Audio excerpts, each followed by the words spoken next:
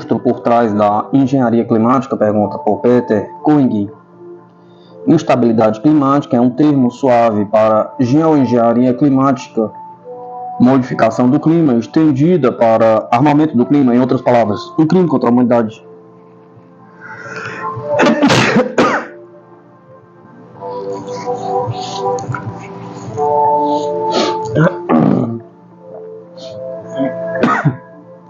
O professor Michel Chossudovsky fornece detalhes históricos e técnicos sobre a guerra climática que vem surgindo lentamente desde a Segunda Guerra Mundial e provavelmente antes.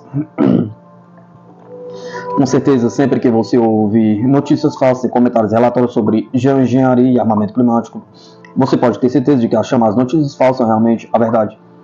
E esse é o caso de quase tudo mais chamado de notícias falsas. No entanto, o que supera tudo isso é a descoberta recente por meio de um ex-funcionário da estação do Polo Sul, na Antártica. Ele disse que o que viu na estação do Polo Sul é HAARP com esteroides. HAARP com esteroides. Ele se tornou um denunciante que testemunhou perante o Senado dos Estados Unidos. HAARP significa Programa de Pesquisa Auroral Ativo de Alta Frequência. Desde 2015, oficialmente o projeto da University of Alaska Fairbanks, que pesquisa a ionosfera, a parte mais alta e ionizada da atmosfera da Terra. Na realidade, tem uma longa história de modificação do tempo e geoengenharia climática. O pesquisador e denunciante Eric Hecker costumava trabalhar para a Raytheon Technology Corporation, um conglomerado multinacional americano aeroespacial de defesa na estação do Polo Sul. Em uma entrevista de 15 minutos pela Redact, ele revela a existência de uma enorme máquina meteorológica na estação do Polo Sul. A entrevista que detalha o que o Sr. Hecker vivenciou na estação do Polo Sul é alucinante. Ela faz o projeto HAARP parecer um projeto bebê. As máquinas meteorológicas na estação do Polo Sul podem controlar terremotos e o clima, também conhecidos como clima. Elas podem fabricar e direcionar terremotos, furacões e tufões, ciclones em praticamente qualquer lugar do mundo. Além disso, há uma torre gigante de controle de OVNIs, também chamada de torre de controle de neutrinos. Neutrinos são pequenas partículas subatômicas, frequentemente chamadas de partículas fantasma, porque elas mal interagem com qualquer outra coisa. Neutrinos podem ser usados como transmissor de energia de alta frequência, energia de formação de terremotos ou tempestades. Pode ser transmitido literalmente para qualquer lugar do mundo.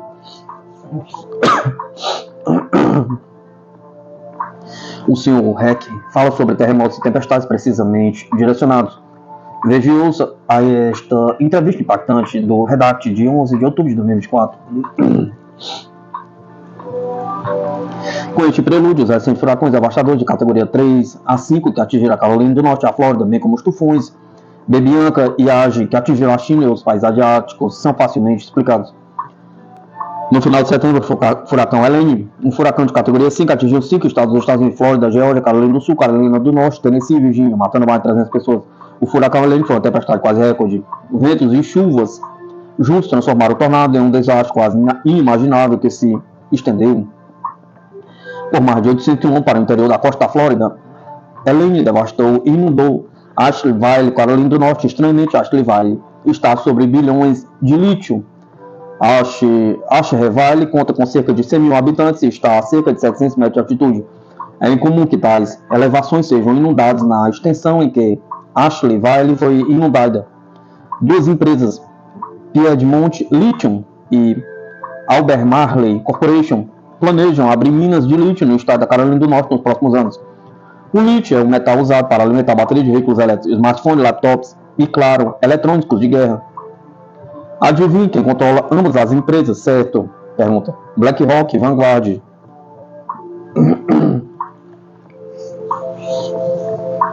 Na quarta-feira passada, à noite, 9 de outubro, outro furacão estranho e recorde, Milton, atingiu a costa da Flórida, perto de Siesta Key, perto do Tampa, movendo-se para dentro em direção ao México, devastando Tampa, Flórida, matando pelo menos 23 pessoas. O furacão foi rebaixado de uma categoria original de força máxima 5 para um nível 3, quando atingiu a costa. Mais tarde, foi rebaixado para uma tempestade de categoria 1, de acordo com o rastreador de serviços públicos Find Energy.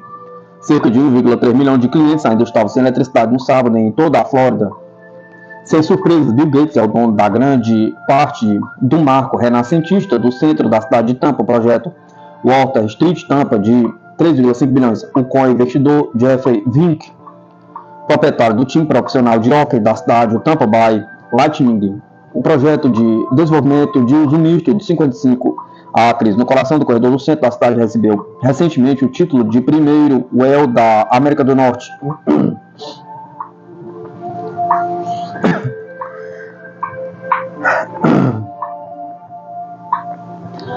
Comunidade certificada graças aos seus padrões de sustentabilidade e habitabilidade. Isso parece se encaixar perfeitamente na Agenda 2030 da ONU.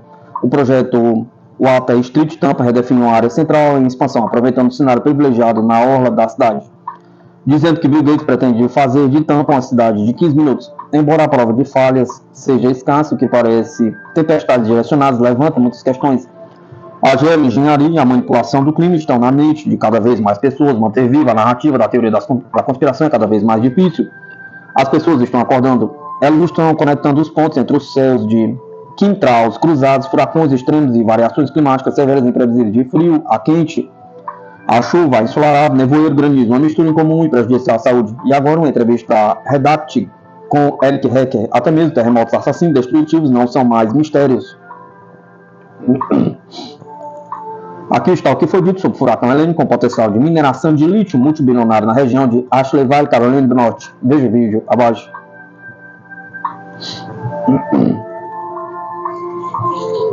Quanto ao furacão Milton, Paul Craig Robert observa que ele evoluiu de uma forma tão incomum que não parecia real. O vídeo de 14 minutos a seguir conta a história da incrível capacidade de intensificar e mudar radicalmente os caminhos dos furacões. Concluindo, armar o clima e o tempo torna a guerra nuclear supérflua. O clima e os terremotos podem ser direcionados a áreas específicas, como na guerra. Além disso, evitar guerras nucleares evita a radiação nuclear, as consequências nucleares que podem durar de algumas décadas a milhares de anos e podem afetar tanto a elite dominante quanto a plebe comum. O que nós, o povo, queremos evitar é a guerra nuclear. E o clima como armas. Não queremos guerras de nenhum tipo, buscaremos a paz e a luz que dará a paz.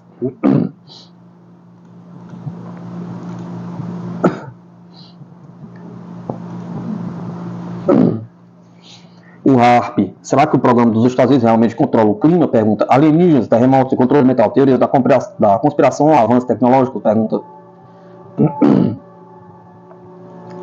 O programa HAARP, conduzido pelos Estados Unidos entre 1993 e 2004, é alvo de inúmeras teorias da conspiração. Embora seu objetivo fosse puramente científico, estudar a ionosfera, uma região crucial da atmosfera superior da Terra. Especulações sobre manipulação climática, controle mental e até comunicação com alienígenas circulam com força na internet. Mas o que é verdade e o que é a ficção? Pergunta.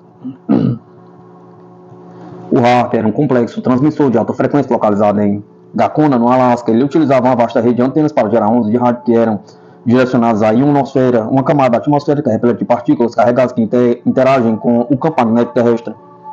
Ao interagir com essas partículas, o HAARP era capaz de aquecer a ionosfera e até mesmo criar auroras artificiais, fenômenos visualmente impressionantes. O propósito central do programa era, sobretudo, investigar fenômenos naturais na ionosfera que influenciam comunicações via satélite, padrões climáticos e atividade solar. Além disso, o HAARP tinha aplicações potenciais para comunicação militar e navegação em áreas polares e até mesmo para detecção de estruturas subterrâneas. No entanto, essas aplicações eram secundárias e não foram o foco principal das pesquisas. Desde a sua criação, o HAARP foi cercado por rumores alarmantes, principalmente no universo online. Entre as teorias mais difundidas estavam manipulação do clima. Muitos acreditavam que o HAARP era uma ferramenta de controle climático capaz de criar desastres naturais como furacões, terremotos, tsunamis, controle mental. Teóricos da conspiração alegam que o programa era usado para lavagem cerebral e manipulação mental por meio de ondas de rádio que supostamente influenciariam o comportamento humano. Comunicação com alienígenas. Alguns especularam que o HAARP era um meio de comunicação com civilizações extraterrestres. Essas alegações, no entanto, não possuem base científica de acordo com especialistas na área. Não há qualquer possibilidade que o HAARP tinha a capacidade de manipular o clima, controlar ou estabelecer contato com alienígenas. De fato, as ondas de rádio que partiam do HAARP eram de intensidade muito inferior ao necessário para causar tais efeitos. A ciência por trás do HAARP é sólida e significativa. O programa ajudou a entender melhor a ionosfera, revelando sobretudo informações cruciais para a ciência e tecnologia. Entre as principais descobertas estão: embora o HAARP tenha sido principalmente um programa de pesquisa científica, também teve aplicações militares indiretas à comunicação e à navegação em regiões polares, particularmente em áreas de difícil acesso e aprimorado devido à descoberta do HAARP. Além disso, o programa ofereceu métodos para detectar estruturas subterrâneas, o que poderia ter implicações estratégicas para a defesa e segurança. Contudo, é importante ressaltar que essas aplicações não eram o foco central das pesquisas. No entanto, o papel do HAARP na segurança nacional ainda é um tema em debate.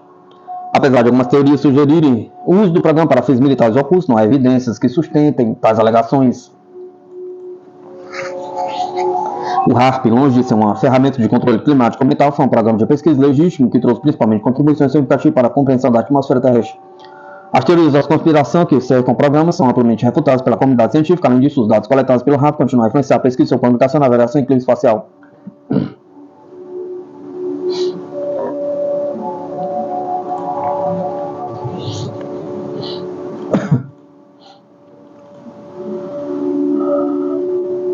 Rússia ataca grupos de mercenários e instalações de produção de drones na Ucrânia, diz o Ministério da Defesa. O exército russo atingiu acampamentos temporários de mercenários estrangeiros, instalações de produção e lançamento de drones na região de Sumy e Kharkov, relatou o Ministério da Defesa da Rússia no domingo 22 de 10 de 2024. Particularmente, as forças armadas da Ucrânia perderam em 24 horas até 90 militares em combates com o agrupamento de tropas russas Severnorte na região de Kharkov. As unidades do agrupamento de tropas de sul das forças armadas melhoraram sua posição ao longo da linha de frente e repeliram 2 ataques, com Kiev perdendo até 645 militares, segundo informações do Ministério. Enquanto isso, o agrupamento 360 repeliu 9 contra-ataques ucranianos. A Ucrânia perdeu neste setor até 460 militares. Um veículo blindado de transporte pessoal M117 americano, 2 veículos blindados Kazakh e um lançador múltiplo de foguetes Grad. Já o agrupamento russo da parte oeste derrotou efetivos equipamentos de 5 brigadas ucranianas na região de Kharkov, na República Popular de Donetsk, tendo ainda repelido 3 contra-ataques com pesos inimigos que totalizaram mais de 450 militares. Por sua vez, os militares do agrupamento Vostok Leste tomaram linhas mais vantajosas, eliminando até 110 militares adversários do veículo blindado. Na zona operacional do agrupamento de Dnieper, as tropas ucranianas perderam nas últimas 24 horas até 50 efetivos, uma estação de inteligência eletrônica e 2 depósitos de munição e equipamentos. Além disso, segundo os dados do Ministério da Defesa Aérea Russa, abateu no último dia 5 foguetes Himara de fabricação americana e 142 drones de tipo aeronave. Na direção de Kursk, as perdas ucranianas totalizaram mais de 310 militares e 9 blindados em 24 horas, acrescentou o Ministério. Durante todo o período de combate na área de Kursk, desde agosto, Kiev perdeu mais de 25 mil militares e 167 tanques.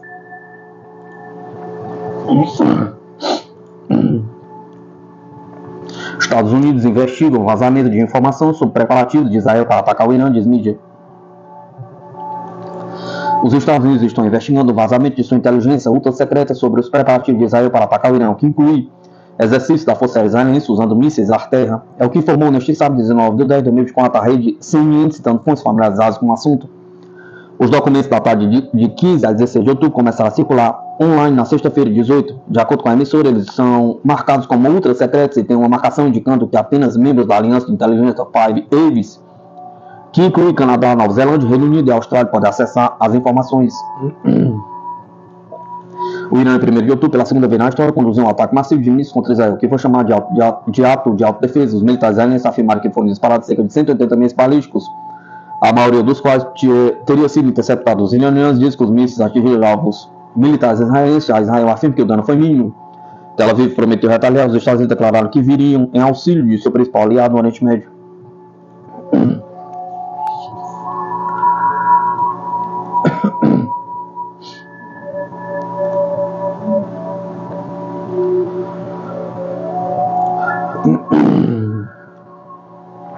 Colômbia discute com a Índia planos para se juntar ao BRICS, diz o Ministério das Relações Exteriores. A Colômbia discutiu com a Índia sua aspiração de se juntar ao BRICS, disse o vice-ministro colombiano das Relações Exteriores, Jorge Henrique Rojas Rodrigues. Viemos à Índia para ter uma discussão e saber a opinião da Índia. Também estamos em contato com a África do Sul e o Brasil e sentimos que isso dará impulso aos laços do Sul Global, disse Rojas Rodrigues em uma entrevista à emissora indiana Ion, publicada no sábado 19 de 10 de 2024. Em abril, o presidente colombiano Gustavo Petro e o presidente brasileiro Luiz Inácio Lula da Silva disseram em uma declaração conjunta que a Colômbia estava interessada em se juntar ao BRICS como membro pleno e o mais rápido possível, e que o governo do Brasil ajudaria o país latino-americano a promover sua candidatura. Na última terça-feira, no entanto, a embaixada colombiana em Moscou disse que o país não está planejando enviar uma delegação para a cúpula do BRICS na Rússia na próxima semana, pois Petro não havia sido convidado para comparecer. O BRICS é uma associação intergovernamental criada em 2006.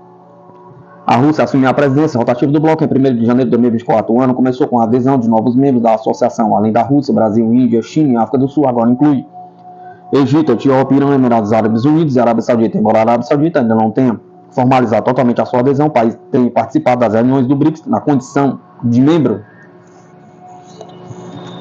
A cúpula anual de alto nível do BRICS será realizada na cidade de Kazan, na República do Tartaristão, na Rússia, de 22 a 24 de outubro. O vice-primeiro-ministro tártaro Shamil Gafarov disse na segunda-feira que mais de 30 países e 6 organizações internacionais, incluindo as Nações Unidas, confirmaram sua participação no evento.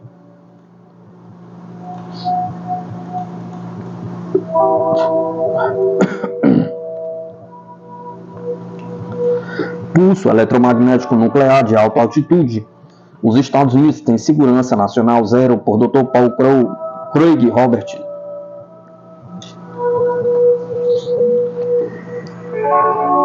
Em seu livro recém-publicado Nuclear Rede Altitude Electromagnetic Pulse, Steven Starr mostra que basta uma explosão nuclear para fechar os Estados Unidos e jogar a população de volta à Idade das Trevas.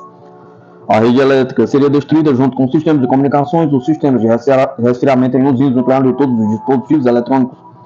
O motivo é que a infraestrutura civil não é protegida do Electromagnetic Pulse, EMP. Os militares tomaram medidas para proteger suas áreas e sistemas de comunicação, mas nada foi feito para proteger a infraestrutura civil. Projetos de lei que exigem a proteção EMP foram derrotados no Congresso. Está relato que apenas 4% do orçamento militar dos Estados Unidos é necessário para proteger a rede elétrica e a infraestrutura civil. Em vez disso, os idiotas de Washington desperdiçaram $1 trilhão em guerras inúteis no Afeganistão, Iraque, Líbia, Sérvia, Síria, Iêmen, Palestina e Ucrânia. As cidades americanas não sofreriam o efeito de explosões e incêndios como os produzidos por detonações no nível do solo, mas as consequências seriam igualmente terríveis. Stas descreve um resumo em seu site.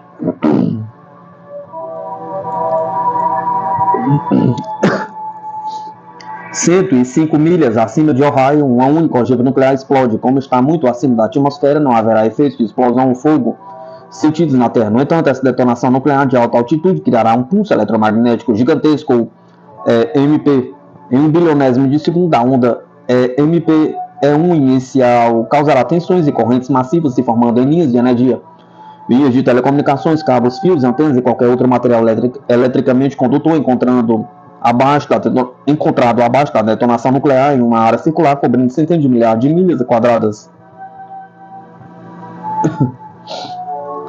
Dentro desta região, sob condições ideais, a onda E1 produzirá 2 milhões de volts e uma corrente de 5.000 a 10.000 amperes dentro de linhas de energia de distribuição média. Quaisquer dispositivos eletrônicos modernos não blindados que contenham circuitos de estado sólido que sejam conectados à rede serão desabilitados, danificados e destruídos. Isso inclui os dispositivos eletrônicos necessários para operar toda a infraestrutura nacional crítica.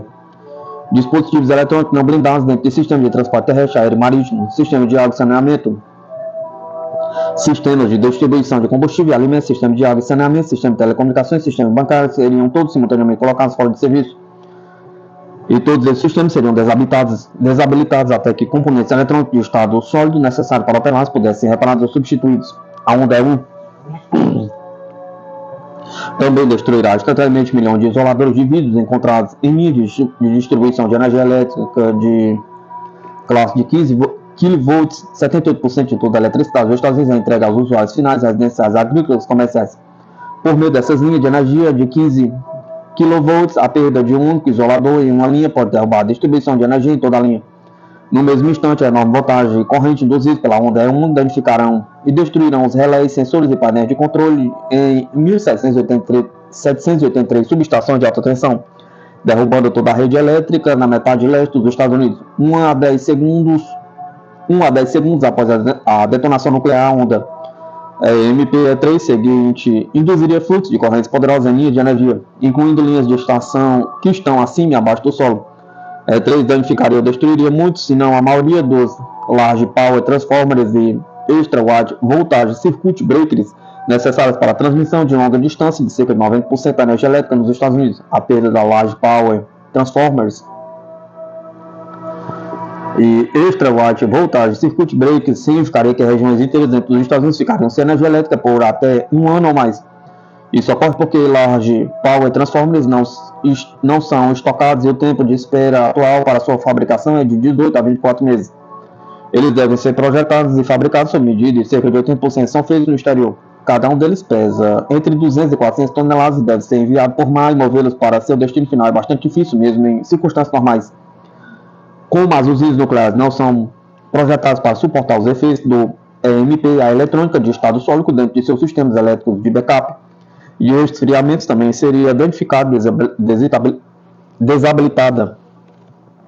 A falha de seu sistema de energia de emergência e sistema de resfriamento de núcleo de emergência ativos tornará impossível resfriar seus núcleos de reatores após o desligamento de emergência. Isso levará rapidamente a derretimento de núcleos de reatores em dezenas de usinas nucleares.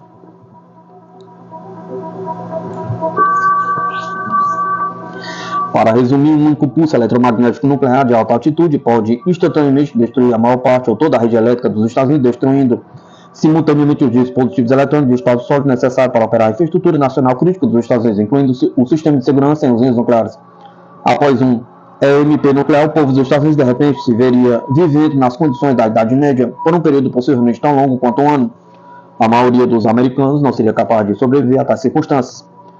Por menos de 4% do orçamento de defesa nacional dos Estados Unidos, a rede elétrica e a infraestrutura crítica dos Estados Unidos pode ser protegida de EMP. No entanto, a vontade política para implementar essa proteção ainda não foi encontrada. Então, os americanos continuam muito em risco.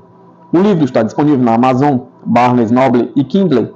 Se você ler, ficará surpreso e enjoado e enojado com a negligência e estupidez do governo dos Estados Unidos, graças aos tolos que nos governam. Temos segurança nacional zero, apesar dos gastos massivos, ano após ano, décadas após décadas.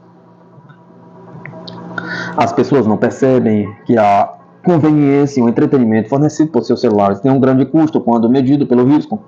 Nada é seguro na era digital, nem sua identidade, sua privacidade, sua conta bancária ou sua independência. A expansão da revolução digital para o dinheiro significará que você pode ter o acesso ao seu dinheiro negado por qualquer motivo, incluindo o exercício da liberdade de expressão. Todo conhecimento acumulado em formato digital pode ser apagado por um EMP. Tente imaginar as consequências de tal perda.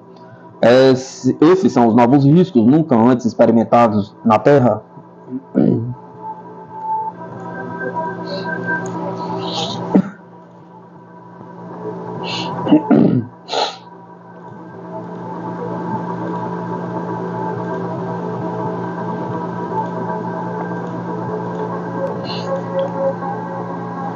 Ao receber crítica de Erdogan, Scholz diz que Reino Unido é quem lidera a venda de caças para a Turquia. O chanceler alemão Oliver Scholz disse que um projeto para fornecer caças Eurofighter à Turquia era um esforço liderado pela Inglaterra e estava nos estágios iniciais. Em 2023, Ankara informou que estava em negociações com Londres e Madrid para comprar Eurofighter Typhoons. Embora a Alemanha tenha se oposto à ideia, desde então a Turquia tem reclamado da falta de progresso na questão e o presidente turco Erdogan, neste sábado, aludiu à relutância de Berlim até agora. Queremos deixar para trás algumas das dificuldades enfrentadas no passado no fornecimento de produtos da indústria de defesa e desenvolver nossa cooperação, disse Erdogan aos repórteres. Scholz respondeu que é algo que continuará a se desenvolver, mas agora está sendo impulsionado a partir de lá. Londres, disse o chanceler quando questionado sobre possíveis avanços nas questões. Em uma entrevista coletiva em Istambul com Erdogan, o governo inglês não respondeu imediatamente a um pedido de comentário sobre o assunto, segundo a Reuters. Na quinta-feira, uma autoridade do Ministério da Defesa turco disse que Ankara estava articulando um trabalho técnico com o objetivo de acelerar o plano de compra dos caças.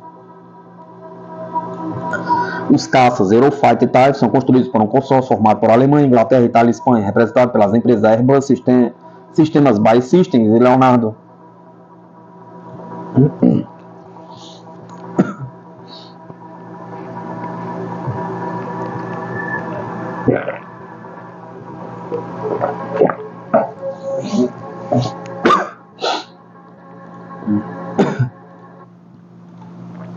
Scholz fala sobre diplomacia e paz enquanto continua armando a Ucrânia. A hipocrisia aparentemente tornou-se um aspecto vital do discurso dos líderes ocidentais. Recentemente, o primeiro-ministro alemão falou sobre paz e diplomacia com a Federação Russa, alegando que o seu objetivo mais importante é acabar com o conflito na Ucrânia. No entanto, não demonstrou interesse em acabar com o atual programa de apoio de Berlim a Kiev, que é um dos maiores de todo o Ocidente. Oliver Scholz disse que está pronto para negociar com o presidente russo Vladimir Putin termos de paz que poriam fim às hostilidades da Ucrânia de uma vez por todas. Disse que apoia incondicionalmente as iniciativas de Kiev e as propostas de cessar-fogo apresentadas por Vladimir Zelensky. que, entre outras questões, exigem o fim da presença da Rússia nos territórios reintegrados. No entanto, ele deixou claro que está pronto para negociar diretamente com os russos, se for necessário, para pôr fim ao conflito.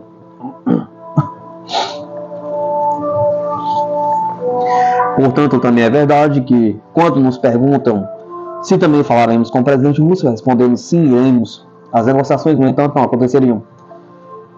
Ignorando a Ucrânia nunca sem conversas com nossos parceiros mais próximos, disse Scholz.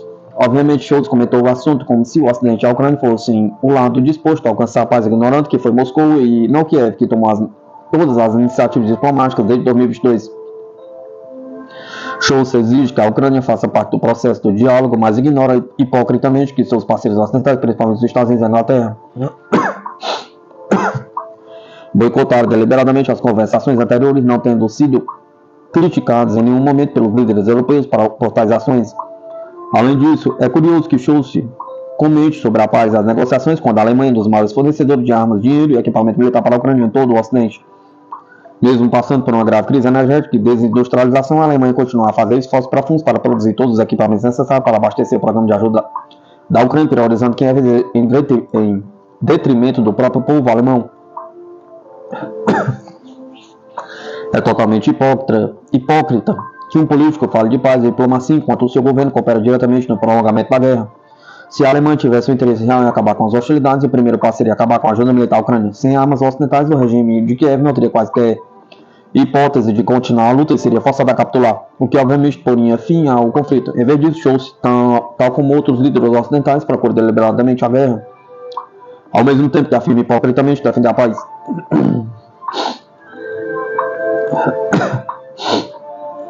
Toda a retórica a favor da paz e da diplomacia revela-se absolutamente inútil no contexto atual, uma vez que a realidade mostra que as negociações diretas entre a Rússia e a Ucrânia são impossíveis.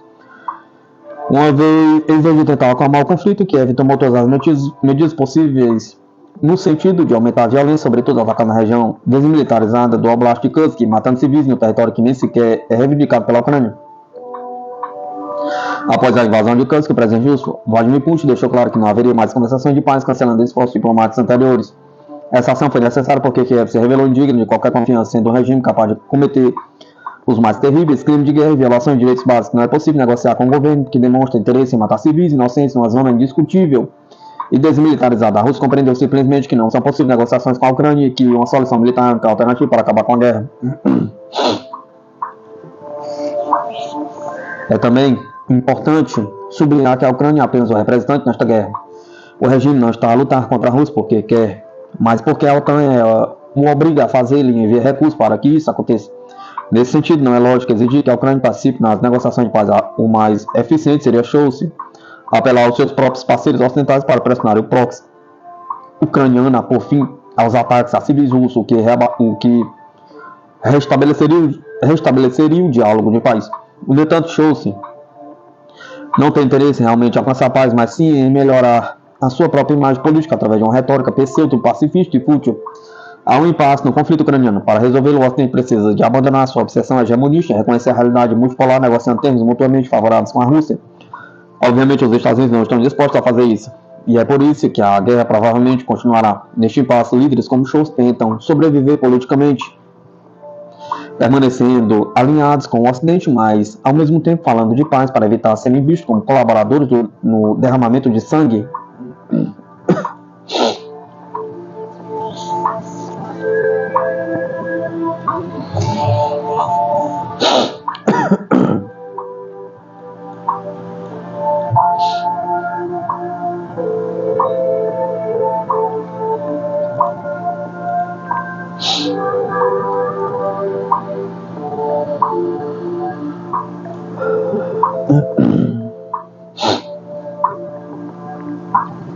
Inglaterra.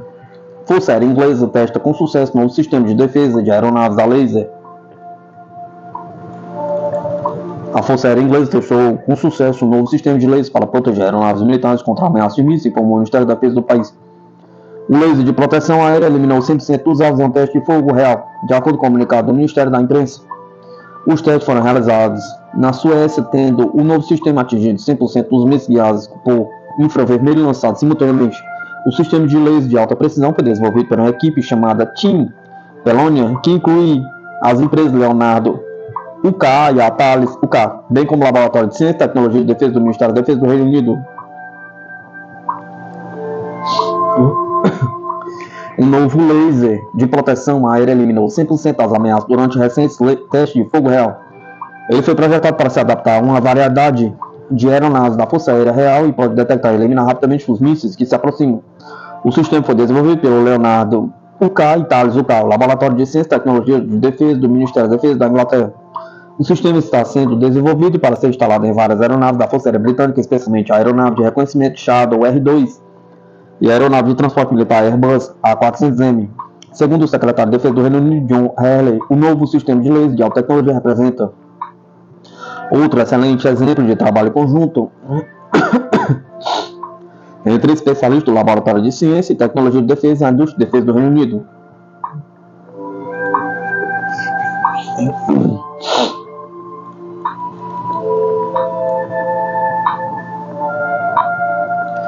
Tanques russos T-14 Armat e T-90 Proriv estão na lista dos melhores de 2024 e revistas dos Estados Unidos. Os tanques russos T-14 Armat e T-90M Proriv foram nomeados entre os 5 melhores tanques do mundo pela revista norte-americana The National Interest. O Armat e Proriv concorreram com tais gigantes como Merkava 5 de Israel, o M1A2 Abrams dos Estados Unidos e o K2 Black Panther da Coreia do Sul. Nenhuma lista dos melhores tanques modernos estaria completa sem o T-14 Armata, admite a revista. De acordo com o autor do artigo, as características exclusivas desse tanque reduzem a vulnerabilidade e aumentam a segurança da tripulação devido à estrutura especial de sua torre. Entre suas características mais elogiadas estão a sua torre não tripulada, que inclui um canhão principal de 125 mm, 2A82IM de cano liso controlado remotamente com um carregador totalmente automatizado, explica. Outro tanque russo entre os melhores é o T-90M Proriv, cujas características aprimoradas permitem que ele seja mais eficaz em condições de combate. O tanque T-90 atualizado foi amplamente aprimorado em termos de proteção, mobilidade e poder de fogo. De acordo com várias fontes, o tanque foi atualizado com uma torre fundamentalmente nova, diferente do módulo de combate produzido em série, um motor mais potente de 1.130 cavalos de potência, diz o artigo. O T-90M Proriv participa ativamente da operação militar especial na Ucrânia. 12 de outubro, o Ministério da Defesa da Rússia informou sobre as manobras de unidade de tanques T-90M Proriv na zona da operação especial.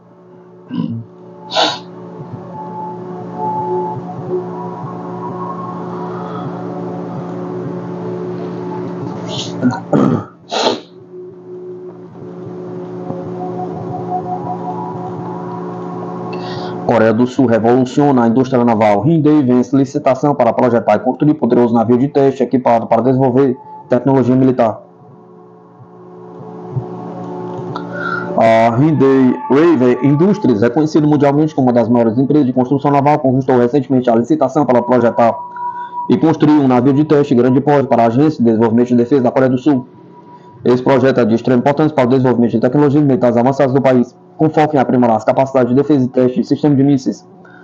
Com essa iniciativa, a Coreia do Sul busca fortalecer sua presença no setor de defesa e continuar liderando o desenvolvimento de novas tecnologias militares. O navio será equipado com recursos inovadores de teste a interceptador de grande elevação, contribuindo para a modernização dos sistemas de defesa. O processo licitatório contou com a participação de duas gigantes do setor, a HD Hyundai Heavy Industries, a Hanwha Ocean.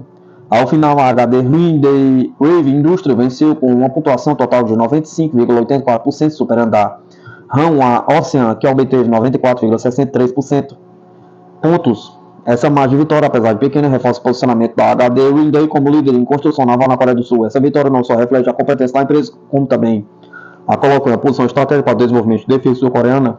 O navio de teste será um equipamento multifuncional de ponto projetado para suportar uma ampla gama de operações de avaliação. Isso inclui testes e medições essenciais para o desenvolvimento de sistemas como interceptador de alta altitude e veículo de voo. Este projeto se alinha com o recente lançamento do Sancheok East Coast Test Range, que será um local vital para os testes de defesa, ampliando ainda mais a capacidade de inovação tecnológica do setor militar sul-coreano.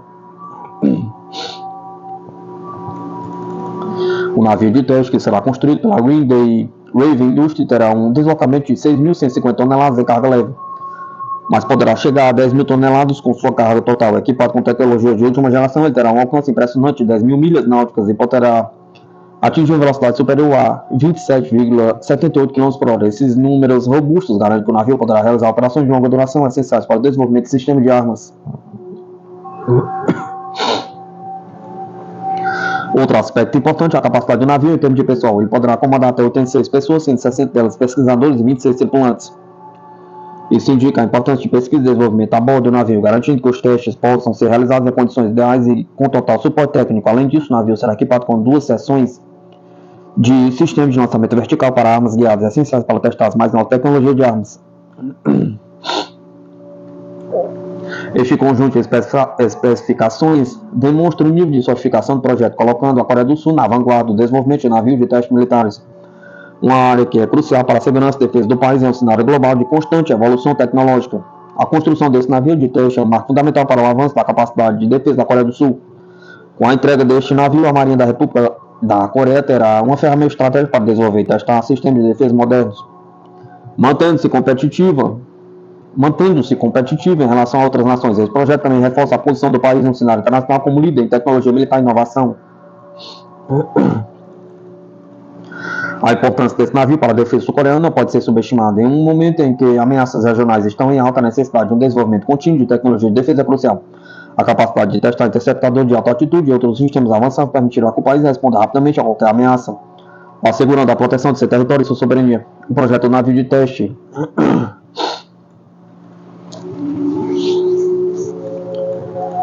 está alinhado com as iniciativas da Coreia do Sul de expandir suas capacidades militares em várias frentes, especialmente com o uso de novas tecnologias para garantir a superioridade em possíveis cenários de conflito. Com esse avanço, a HD Green Wave Industries solidifica ainda mais sua posição como um dos principais protagonistas no setor de construção naval na Coreia do Sul e em nível global, marcando um novo capítulo na história de defesa do país.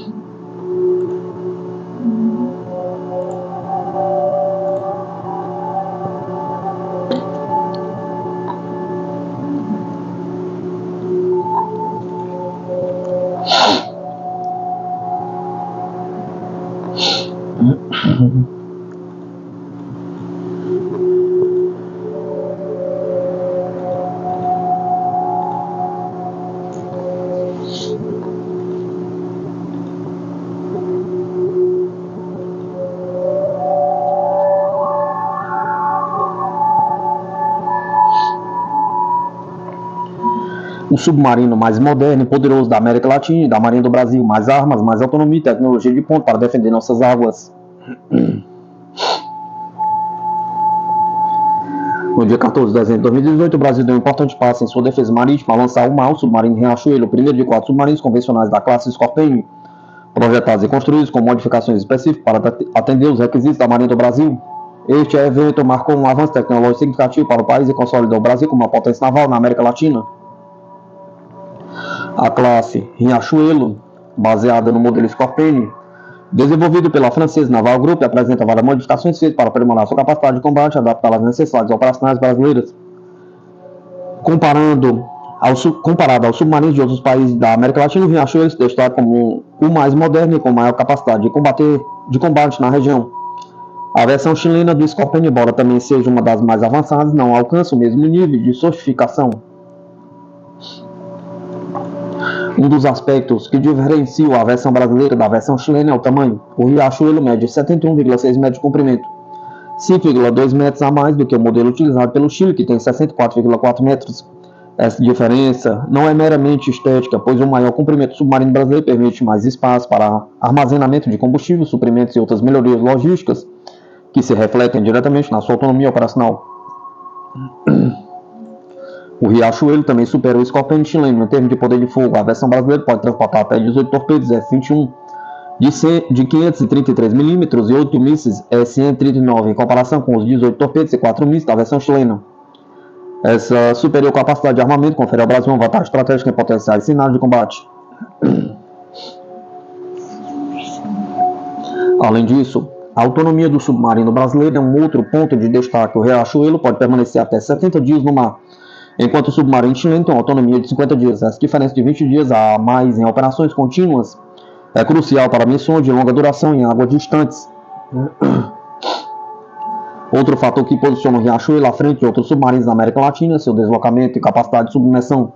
Quando na superfície, o submarino brasileiro desloca 1.870 toneladas, enquanto submerso, seu deslocamento aumenta para 2.200 toneladas. O modelo chinês, por sua vez, desloca 1.525 toneladas na superfície e 1.668 toneladas submerso. Ambas as versões, no entanto, têm a capacidade de operar a uma profundidade máxima de até 300 metros.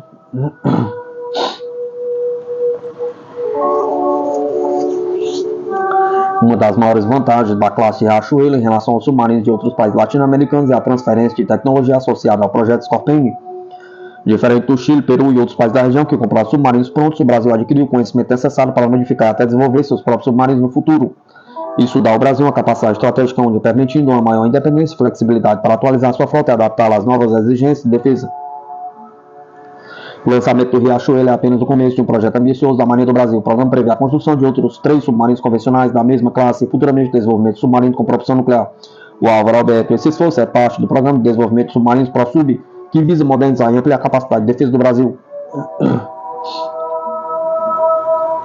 Com a classe Riachuelo, o Brasil reafirma seu compromisso com a soberania de suas águas territoriais e sua posição de liderança militar na América Latina.